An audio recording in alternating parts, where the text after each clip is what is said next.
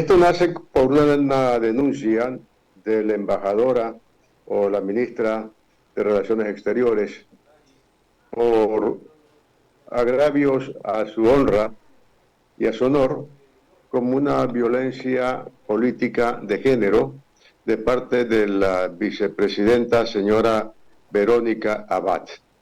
Esta denuncia se presentó ante el juez electoral del Tribunal Contencioso Electoral, quien dictó en primera instancia la sentencia donde se impone una multa de $14,000 a la señora Abad y la pérdida de los derechos políticos o de participación por 2 años.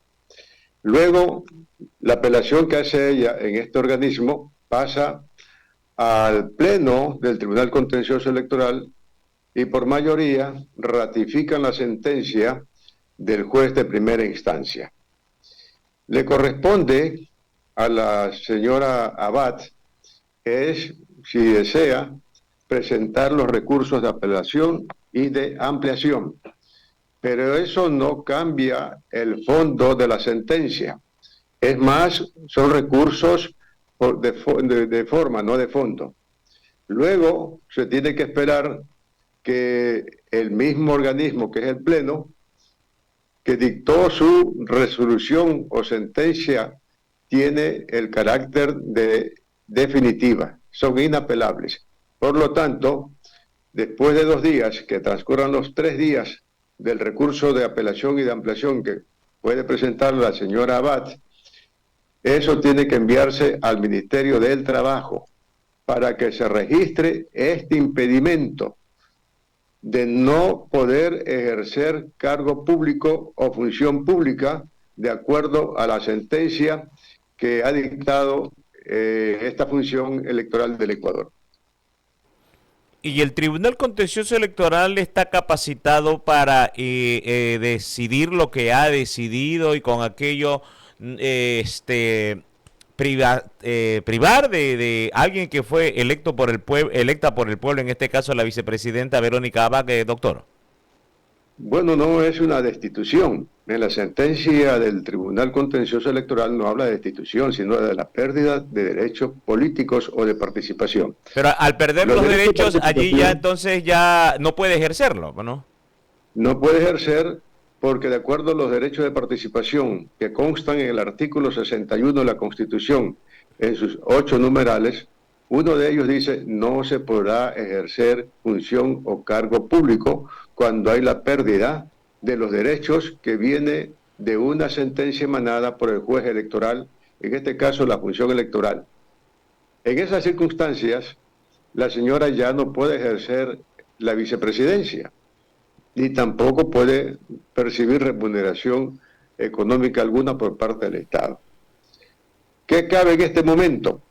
Que el señor presidente de la República, en uso de sus atribuciones constitucionales, tiene la potestad de nominar a uno de sus ministros para que lo reemplace en esta ausencia temporal, si es que él va a pedir licencia para enfrentar el proceso electoral, porque ya la señora vicepresidenta, con ese impedimento que le limita su participación en la condición actual, el presidente debe de dictar un decreto donde nombra o designa al ministro que él considere para que asuma temporalmente en su ausencia la presidencia, porque ya la señora Abad prácticamente tiene una configuración constitucional por la pérdida de su actual cargo, por ausencia temporal, porque 2 años que le han impuesto de sanción prácticamente ya no tendría cómo, en el tiempo y circunstancias, cumplir con esas funciones. No hay destitución por parte del Tribunal Contencioso Electoral, porque esa figura constitucional le corresponde a la Asamblea Nacional, viendo siempre y cuando una de las causales constitucionales pueda enjuiciar a la vicepresidenta, porque son hechos muy tipificados en la Constitución, las causales por las cuales se puede llamar a juicio político al presidente y vicepresidente en funciones son por cohecho, concusión, peculado, por inestabilidad política que genere un comportamiento. Si dentro de cualquiera de esos puntos establecidos en el artículo 129 de la Constitución, las causales para llamar a juicio político al presidente y vicepresidente, y se encuadra en este caso a la señora vicepresidenta, la Asamblea puede destituirla. Pero un proceso de juicio político, en un proceso interpelatorio, eso va de largo. Y próximamente, ya en 2 meses, se termina el mandato del señor presidente Noboa. Por lo tanto, creo que en la práctica eso no va a dar ningún resultado. He escuchado que hay personas, que respeto la opinión, de que puede presentar una acción extraordinaria de protección ante la Corte Constitucional. Eso no es posible. No es posible porque la Ley de Garantías Jurisdiccionales y Control Constitucional establece que las sentencias del Tribunal Contencioso Electoral no pueden ser afectadas o interrumpidas cuando hay un proceso electoral en desarrollo. Ahora, puede que tenga ella una posibilidad dentro de sus derechos, en defensa de sus argumentos, presentar ante organismos internacionales, sea la Comisión Interamericana de Derechos Humanos en Washington o la Corte Interamericana de Derechos Humanos en San José, Costa Rica, su pretensión de que se le está vulnerando, se le han vulnerado sus derechos. Pero en todo caso, eso es un proceso bastante largo y complejo. En la práctica, lo que yo veo, sin ninguna pasión política, sino desde el punto de vista del criterio jurídico constitucional, es que ya esto es un caso juzgado, es decir, que causa ejecutoria la sentencia dictada por el Tribunal Contencioso Electoral en los próximos 2 días. Inscrito en el Ministerio del Trabajo, ya se configura que la señora tiene un limitante y no puede seguir en funciones. Y ahí en ese instante el presidente Noboa debe de dictar el decreto para nombrar a su ministro, al que él considere, para que ejerza esa función en ausencia temporal de la vicepresidenta. Ha sido muy explícito, mi estimado doctor Francisco Velázquez García, ¿no? Con todo su conocimiento y sapiencia dentro de lo jurídico para desvirtuar cualquier situación. Y la denuncia que está ubicando hoy Verónica Abad ante el juez Ortega ya es un problema aparte, pero de que vuelva al poder o que haya alguna mínima posibilidad de que vuelva para ejercer la vicepresidencia, ya esto totalmente desvirtuado, doctor. En la práctica jurídica constitucional eso es imposible. Ya se cumplieron los términos, los procesos y las circunstancias procesales. Por lo tanto, se han agotado todas las instancias y recursos. La señora Abad puede intentar presentar una acción de protección para ver qué dice la Corte Constitucional en la etapa de admisión, porque hay una sala de admisibilidad. Pero creo que eso, y estoy seguro que es así, no va a ser aceptado, porque se están confundiendo los términos. Por ahí escuché a otra persona decir de que ella no puede ser destituida por el por el Tribunal Contencioso Electoral. No lo está haciendo. Está limitando a que pone una multa y le suspende la sanción de los uso de los derechos políticos de participación, porque quien destituye solamente es la Asamblea Nacional. Son 2 cosas diferentes. Y aquí tenemos que decir la verdad jurídica para orientar adecuadamente a la población, a la ciudadanía. La señora Abad ya no tiene nada que hacer, simplemente aceptar que se equivocó en su conducta política y la justicia la ha sancionado con la suspensión de sus derechos políticos por 2 años y la multa de $14,000. Que ella diga, va a presentar una acción de protección, que no procede. Que va a presentar una acción extraordinaria de protección, es inaceptable y no procede. Puede ir a las instancias internacionales, que es otra cosa, pero eso es de un largo proceso de tiempo.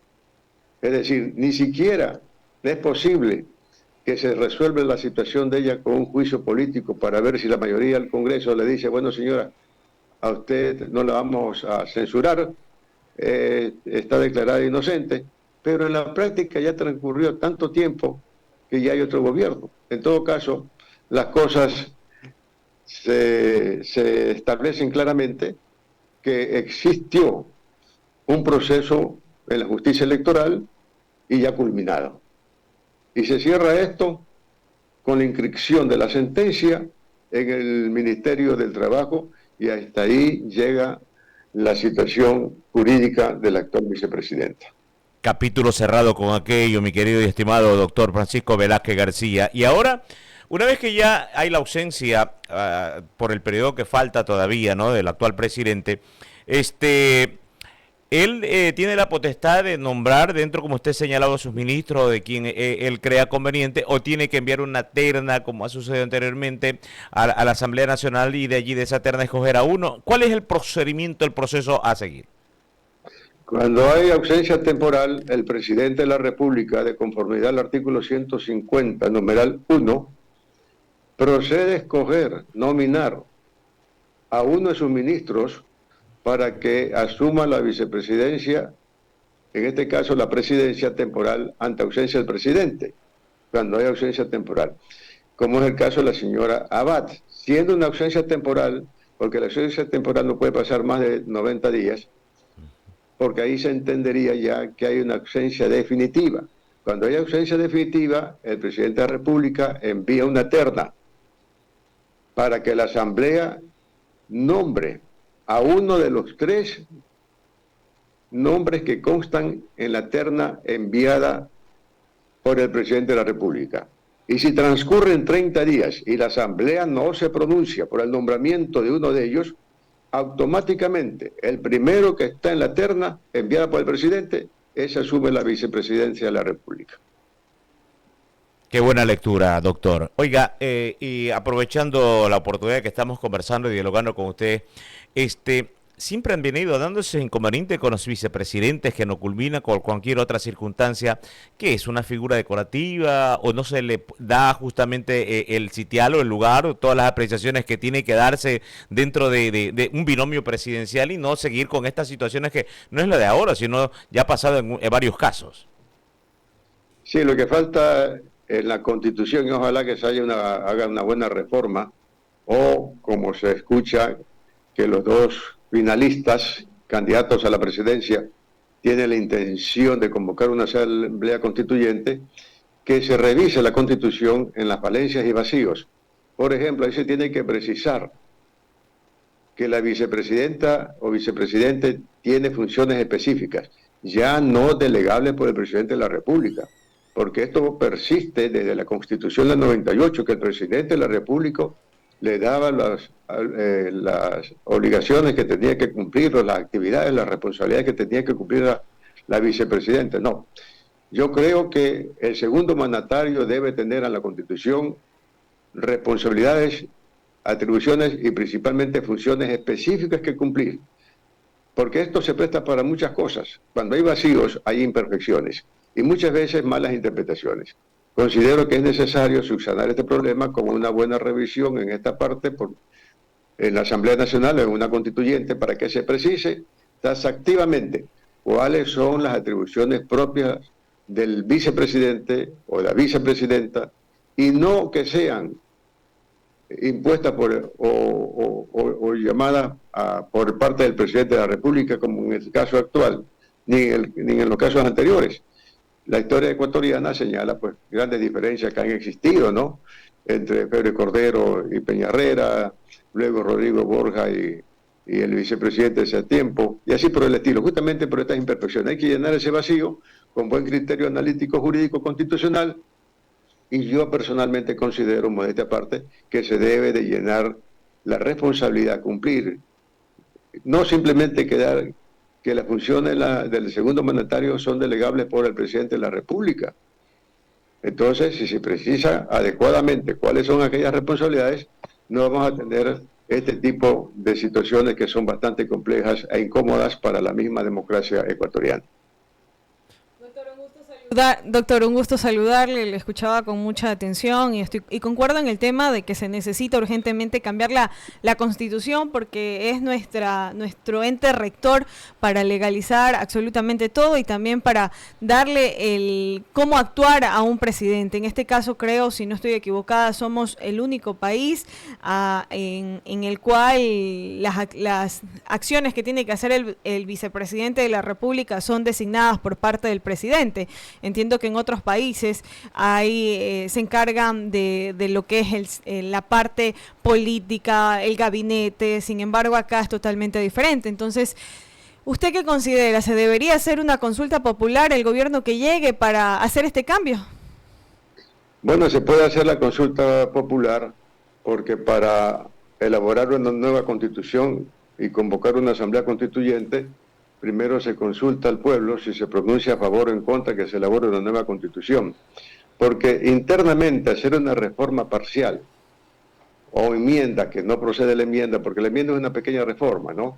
Pero en cambio la reforma parcial sí podría llevar a la asamblea, puntualizar y precisar las responsabilidades del vicepresidente, así como en otros países que son, por ejemplo, presidente del Senado, presidente de la Cámara de Diputados, o tienen funciones específicas, independientes de las que tiene el presidente de la República. Pero si hay una asamblea constituyente, considero que sería importante que para que los aspirantes a ser miembros de esa asamblea tengan mayores requisitos de exigibilidad. No pueden ir a la asamblea constituyente personas de buena voluntad, no. Aquí se prima el conocimiento, la práctica, la experiencia, la trayectoria, los valores morales, éticos de esa persona. Y no tantos, sino lo necesario. Estamos confundiendo las cosas. Aquí ya aumentamos de 137 a 151 asambleístas. ¿Acaso eso nos hace mejor país con una buena asamblea, una buena función ejecutiva? No. Es la calidad que se necesita de los integrantes. Contrario, pasan intrascendentes y siempre habrá problemas en la elaboración de leyes como también de la Constitución. Este vacío del tema de los vicepresidentes no solamente es de este gobierno. Veamos que, por ejemplo, en el caso de Lenín Moreno tuvo 4 vicepresidentes: Jorge Glass, María Alejandra Vicuña, Otto Sonnenholner, María Alejandra Muñoz, y en el caso de Guillermo Lasso también tuvo Alfredo Borrero, que se dedicó o mantuvo el cargo como del Ministerio de Salud Pública. Sin embargo, después tuvo, con la disolución de la Asamblea, con la muerte cruzada, que tampoco fue visible dentro de la arena política. Entonces, técnicamente, lo que sucede en el Ecuador es un hecho histórico que sí presta todas las condiciones para ya cambiarlo. Sí, esto viene desde el año de la Constitución de 1998.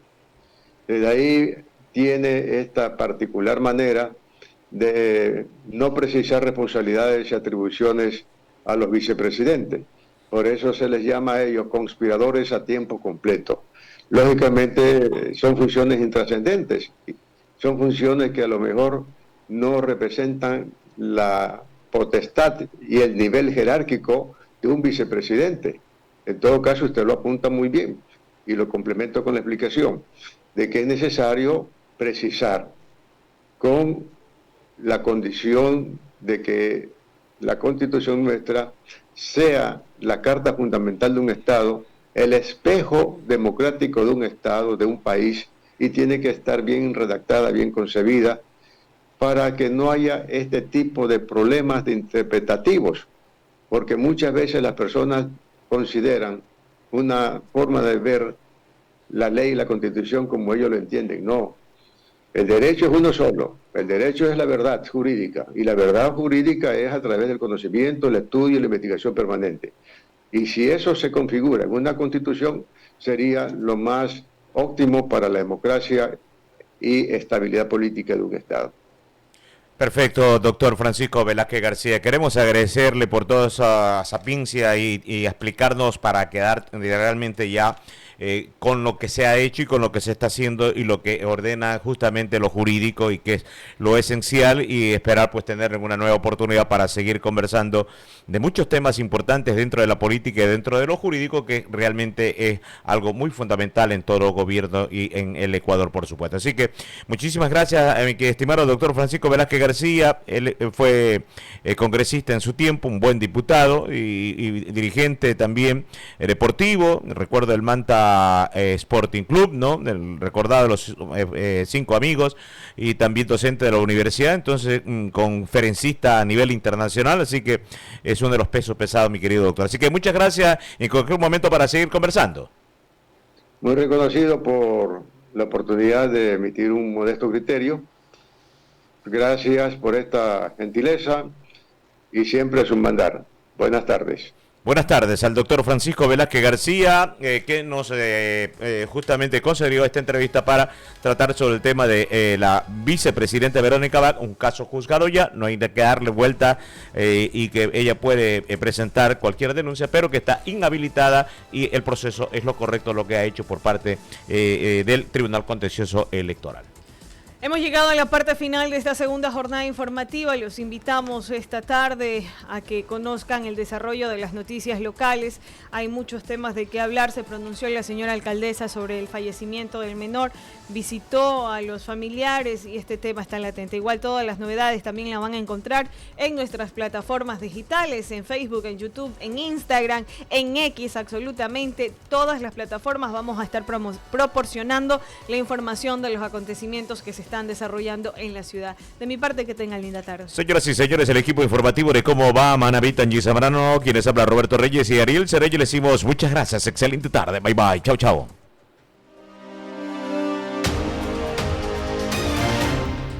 Radiovisión 650 AM presentó ¿Cómo va Manaví? Noticias relevantes y confiables. Informando cada acontecimiento de Manta, la provincia, el país y el mundo. ¿Cómo va Manaví? Con el mejor grupo de periodistas de la región, con voces y noticias impactantes. Conéctense con nosotros para una tarde llena de noticias. ¿Cómo